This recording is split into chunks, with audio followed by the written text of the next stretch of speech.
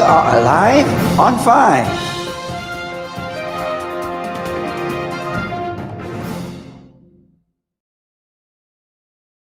A very good morning to you. If you have reached us, you have reached Alive on 5. This is different to what we do at 8 o'clock every morning, where we talk through the storyline of the scriptures, the Hebrew Christian scriptures. But this morning, it's Alive on 5. And we talk about topics of interest. And this morning, our topic is growth and what fractal growing is all about, what transformation is all about. I'm very privileged to have my one and only, my daughter Lydia. She's not 10 years old. She's a lot older than 10. So we are privileged to have her on this morning. And there you can see, there she is. Good morning, Lydia. Good morning, Father, my one and only Father. How are you this morning? I'm good. You're sitting in a bit of a cool place this morning, but we are committed as we talk to a 15-minute window. So I'm putting on my timer for 15 minutes. And we want to keep it short and crisp because we are talking about a very interesting topic. We are talking about fractal growth, what fractal growing is all about, the importance of growing, importance of transforming in service to growth stages in our life. Because Lydia, you will admit that when we meet each other, whether it's for the first time or the umpteenth time, we're constantly checking each other out, aren't we? Yeah. Sussing each other Yeah. up, sizing each other up. That's it. Now, when ladies meet ladies, they check each other out. What are they wearing? What's she wearing? Oh, check the bag. It's Gucci. Or it's fake. Check the shoes. I mean, it's just a lady thing. Guys, very, very different, right? I used to wear a biker's shoe, like a Harley biker's shoe, and very few people even wear it in this country who have Harleys. And I had this biker shoe on one morning, very smart leather shoe, and one of the black African fellows came up to me and said, "Whoa, you've got smart shoes on this morning." And I'm thinking, boy, why in the world did he look at my shoes? But I didn't know it's quite a cultural phenomenon, Lydian, that they don't, obviously because they don't look you in the eye because of the respect issue. They say guys will check out what another guy's wearing in terms of shoes. So the eye falls downward towards the feet. How do you like that for starters? And they were so Sure. chuffed that I had this genuine leather, multicolored shoe. And it was a biker shoe with a very hard, strong sole. So anyway, that's enough of fashion, how we view each other. Liz, we're going to talk this morning into the area of number one on the screen. It's the ability to detect fallacious thinking, because thinking is a big one. And fallacious thinking, of course, has to do with how the illogical steps, excuse me, that we make and that we take when we are into either discussing things or into figuring things out. I'm just trying to get the screen right for now. Okay, that's probably the best we can do. Okay. Let's talk a bit about the ability to think well before we get into number one. Why do you think it's important to learn how to think well? Is there a need for that, Liz? Oh, yeah. I actually just want to share very quickly. Um, I've noticed for myself as things have been changing and now I've started studying that thinking is so crucial to everything. From the minute you wake up, it sets the tone for the day. And if you're not even being intentional about how you think, let alone thinking well, it's amazing how you can spiral so quickly. So, it's really the start of everything. And I've come to realize at the moment how important it is to put first things first and think through things, think through your day. Start with what's going on. So yeah. Oh, great stuff. Great. So thinking well is important, and we need to train our minds to do that, because otherwise we don't even go with the flow. We just go without flow, and then we crash. But the importance to think well has to do with also detecting fallacious thinking. That's the issue we'd like to talk about this morning. The fallacies in thinking, how that we make missteps, um, in a sense, illogical steps in our thinking processes. Now, let's talk about why we are given to making missteps or illogical steps in our thinking. Why do you think that is so? I think it could be a few reasons. It could be how you were taught in terms of missing out. You could have gaps. I think that could lead to why it becomes illogical or you have missteps. Or it could also be as part of that learning and growing and teaching.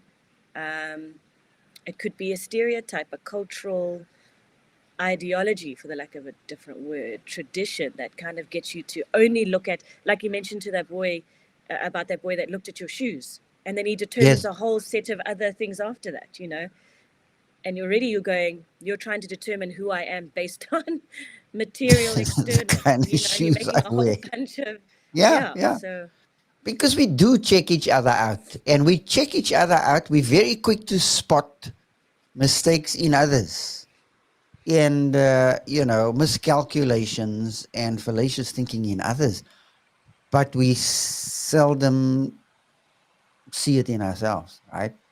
And that's mm, probably why we need people. One of the most crucial things is we need relationships, right? And yeah. why do you think that is so? Why do we need relationships? We've not been created in isolation to relata. That's the word in neuropsych. It's things and people. Why do you think we are created in relations? Yeah, I think we have, I mean, if you are in isolation, you've been living for by yourself for a while, you come to realize you have lots of blind spots because you're only seeing your perspective all of the time. And if you're not in connection with different people that give you different perspectives and insights, I mean, sure, this will run rampant in your thinking in terms of fallaciousness. Right. And that's the danger. We talk in an echo chamber, right? Mm, You live in an echo chamber, I live in my echo chamber, and we're constantly talking to ourselves. We used to be humored as kids with my grandfather. My maternal grandfather lived with us. And, often we would walk past his room and he would be talking to himself in the mirror. We thought it's the funniest thing. He didn't say he was mad, but he would point to the mirror, into the mirror. And but how often don't we do that? We're talking to ourselves and we are very impressed with what we hear, you mm, know. But the moment you get around people, you kind of figure out, hey, I'm talking a lot of nonsense. They're not even listening to me. Isn't that amazing? So fallacious thinking is a big one. Um, let's talk quickly about what we do when it comes to these fallacies. We are given sometimes to what we call ad hominem arguments. I'm sure you've heard the word ad hominem. Means you are in a discussion and you attack the person instead of attacking the issue. mm, And we make the person look bad. So I make my daughter look bad very quickly. And I said, "No, you can't think right because you squint, man, or because you're ugly." And we attack each other's person in order to discredit what we are saying.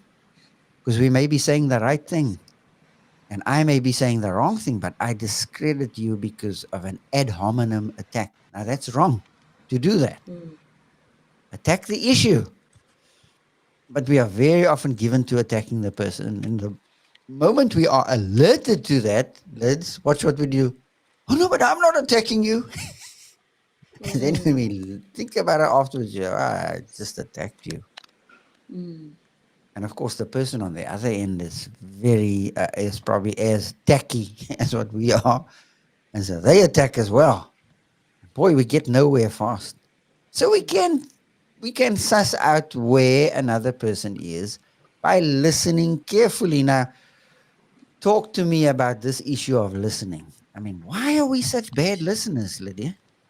You grew up in our home, and I can't say that we were always listening to you all the time. Why are we such bad listeners? Well, I Do think we you think? already no. I can come from my way of thinking and how it happens. I think, for example, I mean, with a 2-year-old running around, you very quickly have preconceived ideas of what must happen and how it must happen.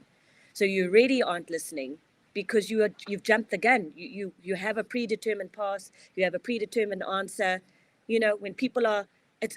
I mean, we keen to this as teachers. We have this pre-curriculum that's set out, and so I want a certain answer, but I'm not even listening to the question behind the who's the person sitting in front of me. With Isla, she's constantly making me stop. Are you listening? Now she even tells you, listen, listen, mommy. She told her teacher the other day, listen, teacher, listen, you know, Oh and it's almost my, like he's attemptingly brave. saying, yeah. But she's probably doing it so nice, and the teacher probably says, "Oh, that's so cute." But for those of us who are older, it's like, what? We're like the minions. What? I mean, what are you trying to pull off here? Um, well, all of us have been in the teaching profession for some of us for a longer time than others, and you often would tell your learners, "Listen, you know, listen up." That's how we would say it. So we're very poor listeners because we are enamored with the sound of our own voices, aren't we? I We think so. love hearing ourselves. And then other people just switch off. But showing that we are listening, being able to communicate our listening index to others is important because people can figure out very quickly that you're not listening.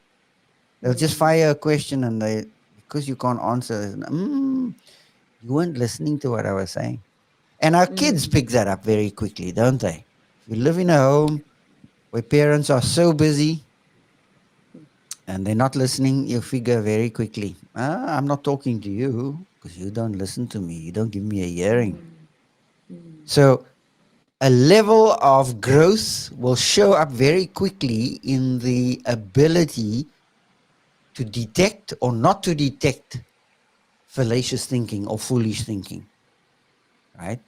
And if you've trained your mind very habitually, you see, we always think habits are bad things. Well, habits can be very good things. I think when you are oriented properly to life and living, watch how I'm going to say this now. When you are oriented properly to life and living, you will be able to listen well. It's got to do with orientation, knowing where I am, where I'm at, and how and why I respond. So when I orient properly, those orientations turn into habits because I'm constantly practicing that thing. Am I listening to my wife? Am I listening to my learners?